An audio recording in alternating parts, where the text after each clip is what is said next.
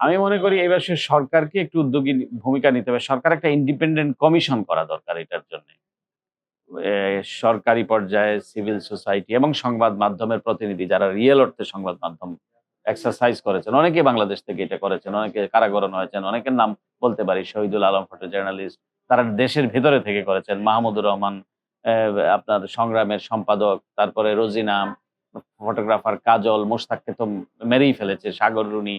সেটা তো অসংখ্য মানুষ সাংবাদিককে এই ১৫ বছরে জীবন দিতে হয়েছে। বাট যারা যে দেশের বাইরে থেকেও অনেক মানুষ এটাকে উদ্বুদ্ধ করেছেন। এই এই এই এই মুক্ত মতকে যতটুকু পারা যায় তারা সেটা করেছেন। তো আমি মনে করি একটা কমিশন হওয়া দরকার। এই বিষয়গুলো অ্যাড্রেস করবার জন্য এবং অতীতের বিষয়গুলোকে অ্যাকাউন্টেবিলিটির আওতায় নিয়ে আসার জন্য। তো সামনের দিনগুলো কিভাবে হবে এবং অতীতের বিষয়গুলোকে অ্যাকাউন্টেবিলিটির মধ্যে আনা। আরেকটা বিষয় হচ্ছে আমাদের দেশের সংবাদ মাধ্যমের মানে একটা একটা পিকুলিয়ার ক্যারেক্টার রয়েছে। আমরা এই দেশের সবচেয়ে পেশাতেই রয়েছে। কিন্তু সংবাদ মাধ্যমের মধ্যে একটা সবাই একটা নিজেকে খুব গুরুত্বপূর্ণ মনে করে। যে আমি আমার একটা ইনফ্লুয়েন্স থাকবে। এই যে প্রভাব বিস্তার করার সমাজে, এইটার মধ্যে সাংবাদিকদের একটা বিশাল ট্রেন্ড আছে, একটা টেনডেন্সি আছে। যে আমার কথা আইজি সাহেব শুনবে, আমাকে পাত্তা দিবে।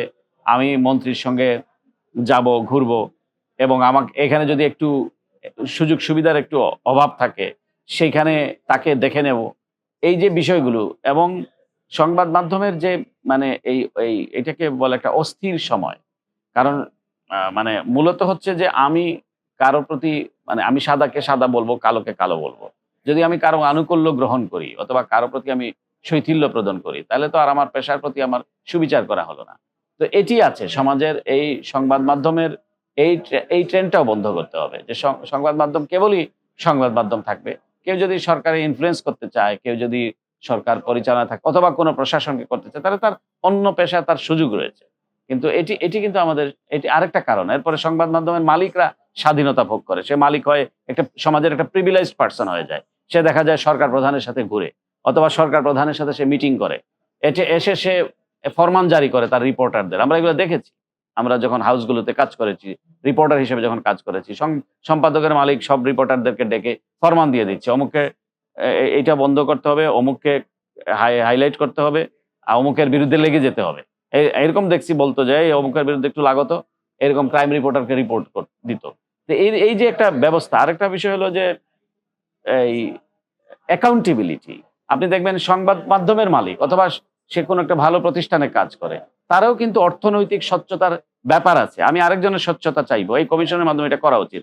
যে আমি কি সাংবাদিক হিসেবে কাজ করে কি পরিমাণ বিত্ত বৈভবের মালিক হয়েছি, কি পরিমাণ ব্যাংক ট্রানজাকশন আমার হয়েছে এবং আমি আরেকজনের হিসাব চাইবো। আমার হিসাব কেন দিব না? আমার হিসাব চাক। আমি ব্যক্তিগতভাবে বলব যে আমার কি পরিমাণ সহায় সম্পত্তি আছে এবং আমি কোনো সরকারের কোনো এই আমি লাভজনক প্রতিষ্ঠানে অলাভ কাজ করিনি কোনো। তারপরে যদি এটা হয় যে আমার অঢেল সম্পত্তি, আমার ব্যাংক, আমার ছেলেমেয়েরা বিদেশে পড়বে, বাংলাদেশি মুদ্রায় সেটার টাকা পাঠানো হবে। এটা কিন্তু হয়েছে এবং ফ্ল্যাট, প্লট এগুলোর মালিক।